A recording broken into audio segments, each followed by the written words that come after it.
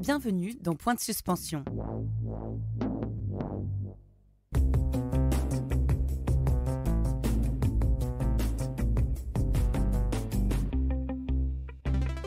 Je suis Léa Lejeune, journaliste économique et fondatrice du média Plan Cash. Vous écoutez Point de suspension, le podcast de l'Unédic, où je discute avec un ou une experte du futur du travail et du chômage.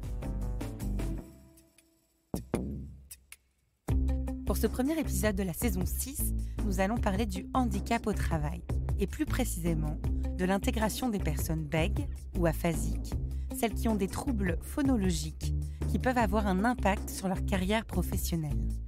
Pour discuter de cet enjeu, je reçois aujourd'hui Lucille Desmoulins, maîtresse de conférences en sciences de l'information et de la communication à l'université Gustave Eiffel et chercheuse au laboratoire d'ICEN, dont l'un des articles porte justement sur la voix des managers. Et en fin d'émission, nous retrouverons Louis Gustin, à la fois concerné par un handicap, l'aphasie, et expert sur l'intégration des personnes en situation de handicap dans les administrations. On y reviendra.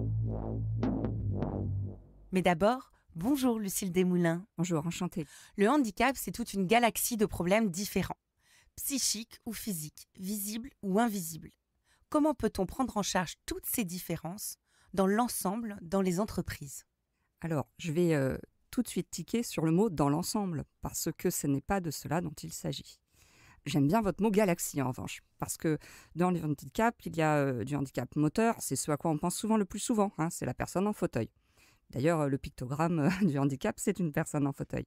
Mais il existe aussi des handicaps visuels, auditifs, psychiques, la déficience intellectuelle et des maladies invalidantes qui sont souvent les moins connues avec les handicaps psychiques. Donc, il ne s'agit pas de prendre en charge tous les handicaps dans toutes les entreprises. Il s'agit, comme pour n'importe quel poste de travail, de trouver la bonne personne avec les bonnes compétences pour un poste précis. Donc, finalement, cette vision qui est globalisante, des difficultés de l'ensemble des personnes handicapées à trouver des postes dans lesquels elles vont pouvoir être à l'aise et aussi performantes, il faut absolument essayer de s'en défaire. Je vais peut-être aussi parler d'une réalité qui est mal connue encore, c'est que énormément de personnes qui ont des problèmes de santé et qui pourraient obtenir une reconnaissance de leur situation de travailleur handicapé ne font pas la démarche. Donc, il y a aussi toute une série de personnes qui sont invisibles en tant que personnes handicapées, plus des personnes handicapées dont les collègues ne savent pas qu'elles sont handicapées et qui font leur job parfaitement normalement. Souvent, il y a une stat qui est complètement hallucinante, c'est que très peu de handicaps nécessitent un aménagement du poste de travail. Parfois, oui. Parfois, non seulement c'est le poste qu'on aménage, mais c'est aussi l'organisation du travail et il faut aussi faire des formations pour les collègues.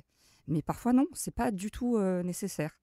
Donc, vraiment, au-delà de stats qui sont assez alarmantes, il faut penser un poste, une entreprise, des missions, une personne et des compétences. Mais c'est quoi ces statistiques effarantes ? Eh bien, c'est le fait que malgré les mesures incitatives, on a encore seulement 29% des entreprises qui remplissent intégralement leurs obligations d'emploi direct. Alors après, il y a l'emploi indirect, il y a la participation au financement d'établissements spécialisés, mais vous vous rendez compte, 29%. Ça veut dire que énormément d'entreprises, même des entreprises de grande taille, préfèrent payer une sorte d'amende, parce que cette pénalité financière, c'est à ça que ça correspond, plutôt qu'employer des personnes en situation de handicap. Alors, je ne vais pas non plus leur jeter la pierre, parfois c'est difficile de trouver la bonne personne avec les bonnes compétences, mais certaines font de la discrimination. Bon, les choses commencent à évoluer dans le bon sens, notamment parce que de plus en plus de personnes handicapées accèdent à des formations diplômantes. Et donc dépasser les préjugés. Alors d'après une étude récente de l'Observatoire des inégalités, les personnes en situation de handicap en âge de travailler sont seulement 44% des actifs, contre 75% du reste de la population. Les entreprises en font-elles assez pour favoriser l'emploi de ces personnes en situation de handicap, et notamment dans le secteur privé surtout ? Alors, on ne va même pas se demander si les entreprises en font assez, parce que la réponse est non, assurément. C'est même pire que ça, c'est qu'il existe des mesures incitatives, et malgré ces mesures incitatives, 29% des entreprises remplissent intégralement leurs obligations par l'emploi direct. C'est très très peu.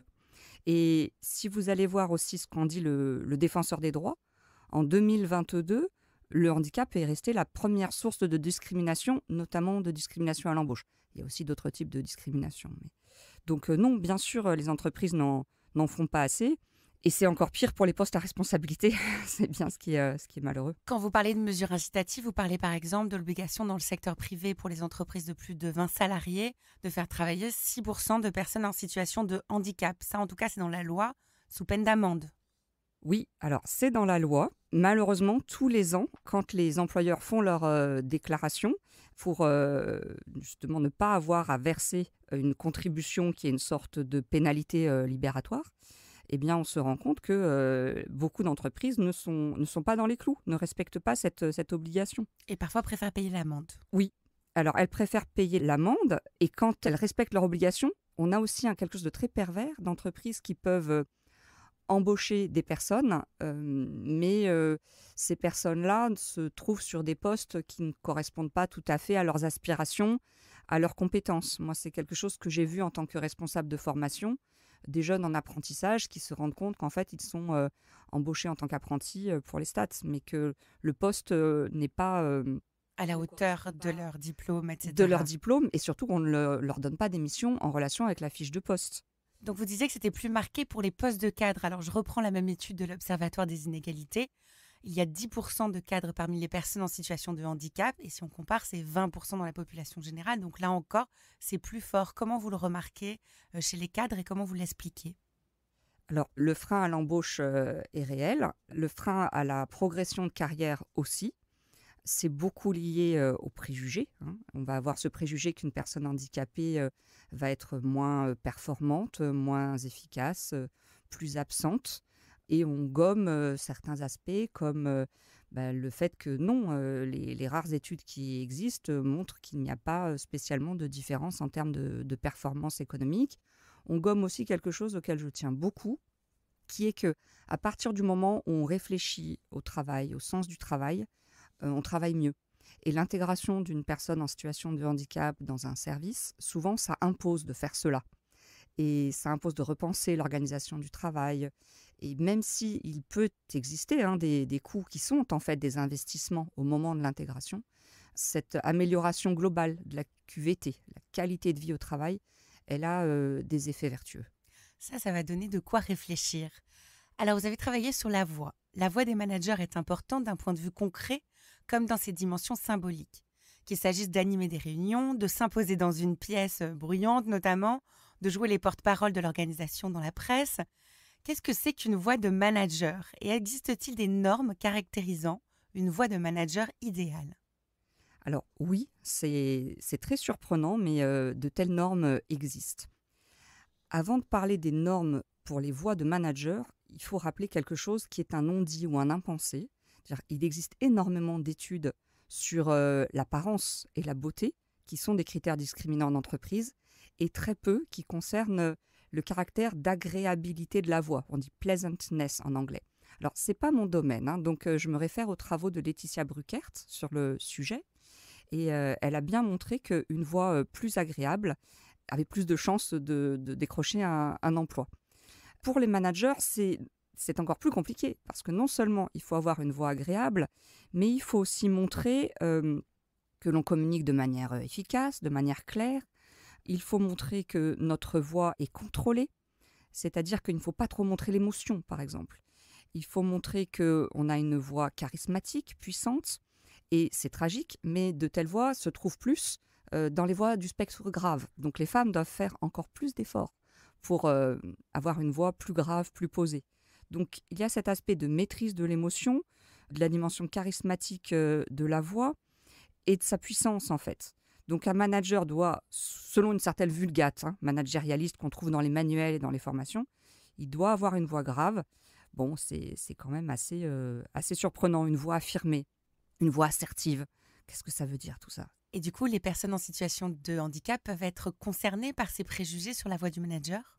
Tout à fait. Alors c'est invisible, c'est latent, c'est inconscient, mais ça les concerne directement puisque pour certaines personnes qui ont des voix particulières, il s'agit effectivement de s'adapter à des normes managérialistes qui sont parfois compréhensible, hein, une voix claire, audible, c'est parfaitement compréhensible, pour tous les postes d'ailleurs. Concernant la promotion et l'avancement dans les entreprises, on remarque un plafond de verre qui touche particulièrement les voix atypiques.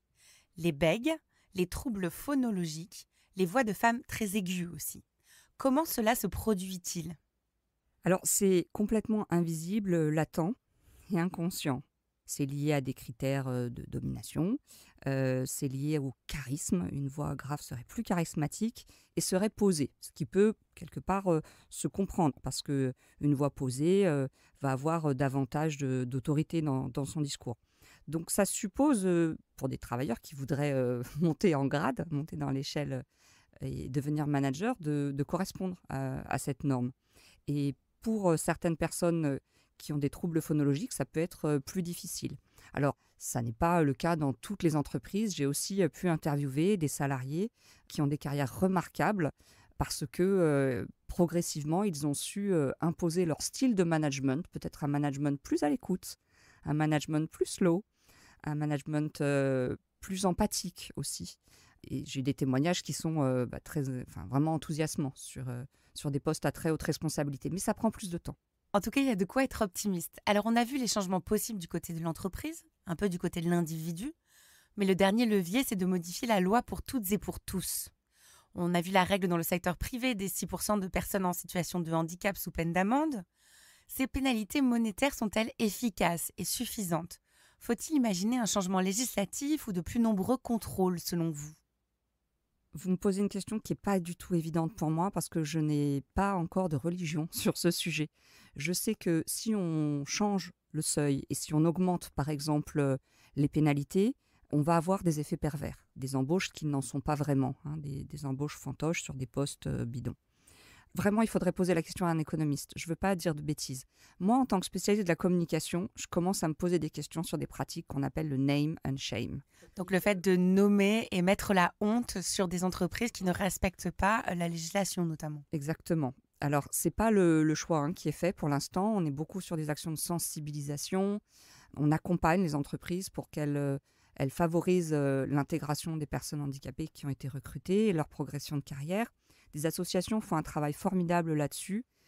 Est-ce que ces actions de prévention, d'incitation sont suffisantes? Je ne sais pas. Parce qu'il y a le changement législatif, mais en fait, le changement, il ne peut pas passer que par la loi.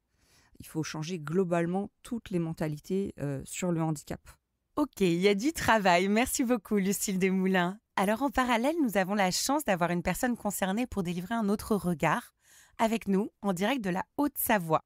Il s'agit de Louis Gustin. Vous êtes conférencier pour Bienvenue en aphasie et chargé de mission ou référent handicap dans les ministères.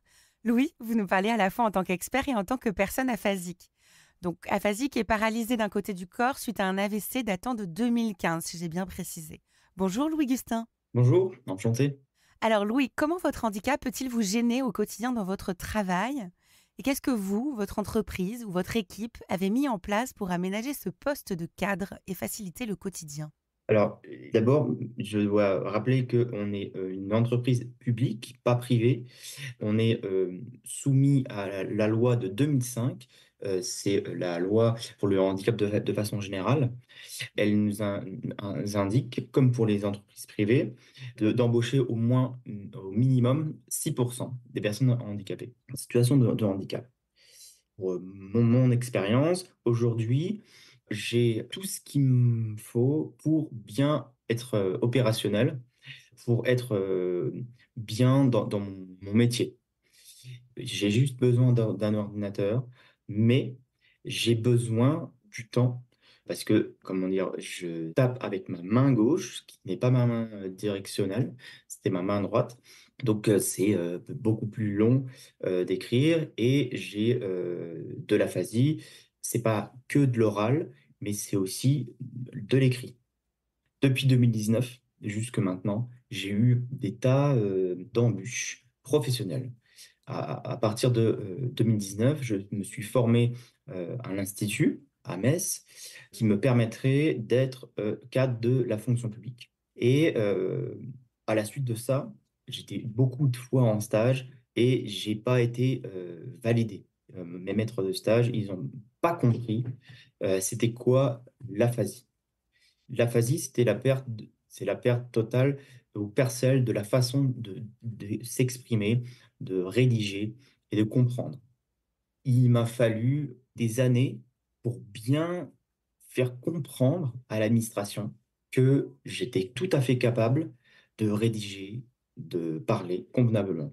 Vous sentez bien que, je suis en direct et j'ai, quelques difficultés à m'exprimer, mais c'est pareil, quand je rédige un texte. Donc l'un des enjeux, c'est aussi d'expliquer votre handicap, de faire de la pédagogie, voire même la faire vous-même auprès de vos collègues et de vos managers pour expliquer l'aphasie dont vous êtes touché et en quoi ça consiste. C'est exact parce que, je fais des conférences pour expliquer c'est quoi l'aphasie, qu'est-ce que j'ai mis en place pour, pallier à ça.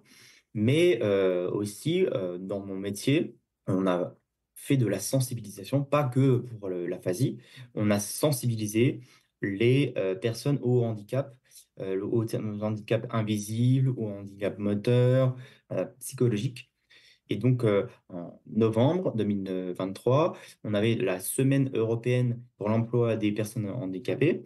On a fait une exposition, avec, l'entreprise La Petite Mue, une entreprise, des handicaps invisibles, mais aussi on a fait, un duo day, le 23, Un duodé. Mais non, je vous ai interrompu parce que duodé, je ne sais pas ce que c'est et j'imagine ah que oui, les voilà, auditeurs non c'est plus. bien pour ça. Ça fait bientôt, je sais pas, 3 4 ans que ça existe, 5 ans. Quand j'étais étudiant, j'ai, postulé, pour, être, en stage de 1 jour dans une administration publique ou dans une grande entreprise et j'étais reçu par un haut fonctionnaire ou, un travailleur, un salarié de l'entreprise.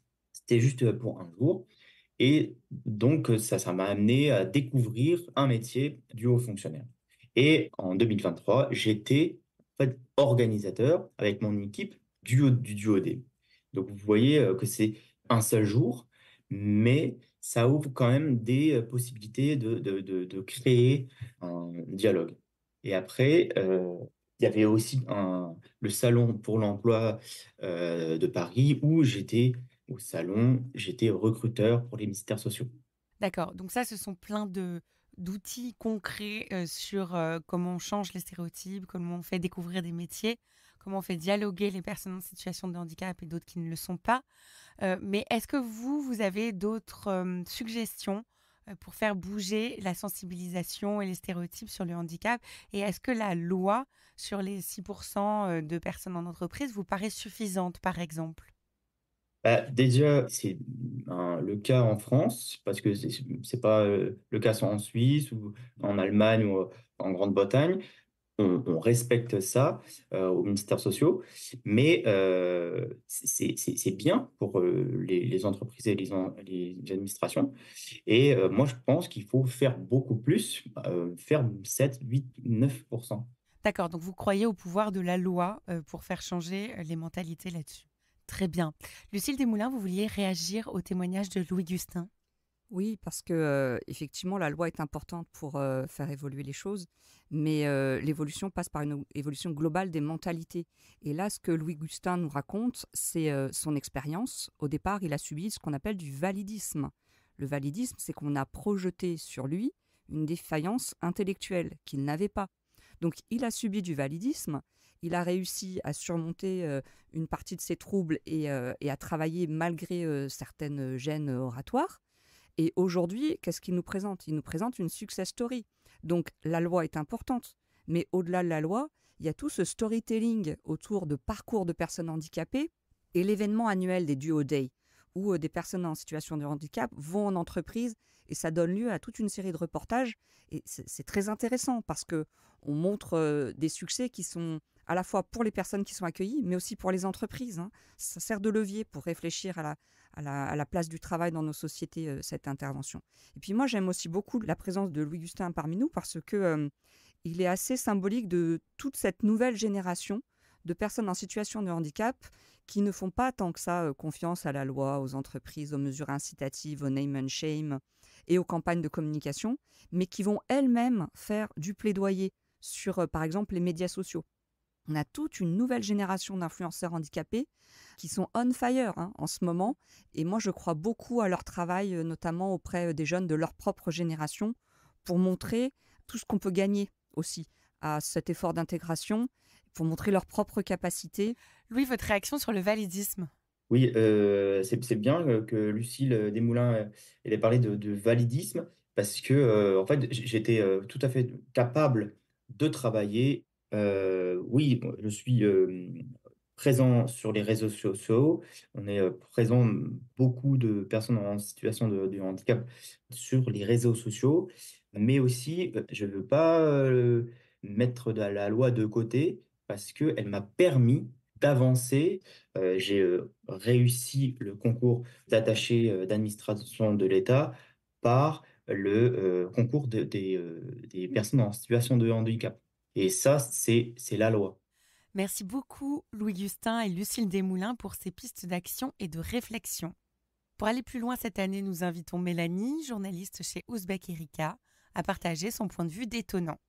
Bonjour à toutes les deux et merci pour ces échanges passionnants. En vous écoutant, j'ai essayé de projeter un peu plus loin dans le futur cette question de l'inclusion des travailleurs handicapés et j'ai immédiatement pensé au transhumanisme et à la façon dont ce mouvement pourrait nous forcer à revoir totalement notre conception à la fois du handicap et de l'inclusion. Alors d'abord, pour ceux qui ne connaissent pas le transhumanisme, il s'agit d'un mouvement qui prône l'augmentation de l'homme, c'est-à-dire de l'ensemble de nos capacités physiques et intellectuelles, à coups d'exosquelettes en titane et de puces dans le cerveau. Certains parlent même d'aiguiser nos sens à la manière de super-héros et de faire naître en nous des aptitudes dont nous n'aurions même pas osé rêver. Si futuriste ou perché que ce mouvement puisse paraître, les transhumanismes sont déjà très concrètement là. En tête de file, on trouve un certain Elon Musk avec sa société Neuralink qui a pour objectif affiché de démultiplier les capacités cognitives des humains grâce à des puces implantées dans le cerveau. Pour en revenir à notre thématique du handicap, c'est bien dans ce domaine que nous voyons les progrès les plus fous en termes d'augmentation des corps, même si bien sûr, dans notre cas, il s'agit avant tout de réparer. Il y a d'abord les prothèses physiques, comme les prothèses de jambes, qui permettent à certains coureurs handis d'enregistrer des temps incroyables aux Jeux Olympiques. Il y a les prothèses de bras, que certains geeks ont même su détourner pour augmenter leur performance en jeux vidéo, ou encore les prothèses auditives, implantées directement dans le tympan des personnes sourdes pour leur permettre d'entendre. C'est évidemment magnifique et ces innovations vont continuer à se multiplier, mais si on prend l'exemple des prothèses auditives, il y a peut-être un moment où on sera en capacité d'ajouter des options. Par exemple, choisir qu'à tel ou tel moment, notre ouïe peut être plus sensible, jusqu'à pouvoir la projeter à des centaines de mètres et pourquoi pas même l'orienter de façon directionnelle à la manière d'un Superman. Les prothèses de bras pourraient être augmentées, jusqu'à doter son porteur d'une force surhumaine, et les prothèses de jambes pourraient peut-être un jour permettre de courir aussi vite qu'un puma. Vous les voyez arriver là, les grosses questions ? C'est un détail qu'on retrouve peu dans les livres de science-fiction, mais la Sécu remboursera-t-elle l'opération des yeux d'une personne aveugle et sa pose de prothèse augmentée ? Et si on en revient à la question de l'inclusion en entreprise, faudra-t-il définir de nouvelles règles et d'autres formes de quotas selon les équipements dont bénéficient les collaborateurs handicapés ? Ou non d'ailleurs ? Bon, on n'y est pas, mais on promet de belles nuits blanches à ceux qui devront trancher ces débats. En attendant, moi, je vais me repasser un petit épisode d'Iron Man et je vais vous laisser avec ça. Merci Mélanie et merci Ouzbek Erika de nous accompagner pendant cette 6e saison. C'était Point de suspension, le podcast de l'Unédic. Rendez-vous très bientôt pour une nouvelle interview.